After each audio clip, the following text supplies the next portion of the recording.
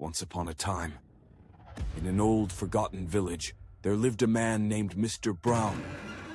One night, as the wind howled like wolves, came a knock at his door, 3 times, heavy as a coffin lid. Mr. Brown opened it. On the threshold stood Death himself.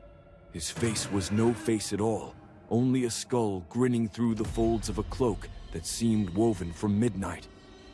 The air turned icy. The clock stopped ticking. Even the fire in the hearth sank low.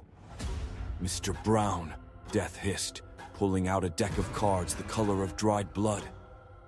"Your name is here, at the very top." He spread the cards like blades, and there it was. Brown.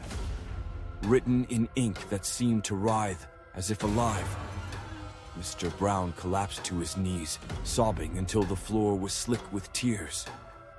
At last, he stumbled into the kitchen and returned with a shaking hand, offering Death a cup of coffee. The scalding liquid disappeared into the black hole of Death's mouth, steam curling from his hollow sockets. Then Death spoke again. "May I use your bathroom?" His voice rattled like bones in a grave. Brown nodded, heart hammering, sweat dripping cold. The moment Death's shadow slid down the hallway, Brown snatched the cursed cards and with trembling fingers dragged his name from the top to the very bottom. He prayed silently, feverishly, his lips cracked from fear. When Death returned, the house seemed darker than before. "You have shown kindness," he rasped, skeletal hands twitching.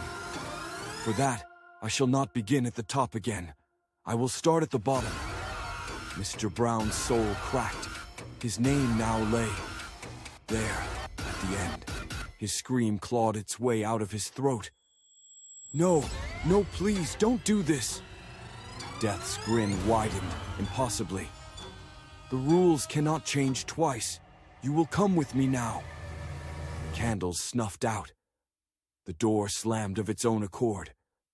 And when neighbors found the house the next morning, they discovered the coffee cup on the table, still warm, yet Mr. Brown was gone.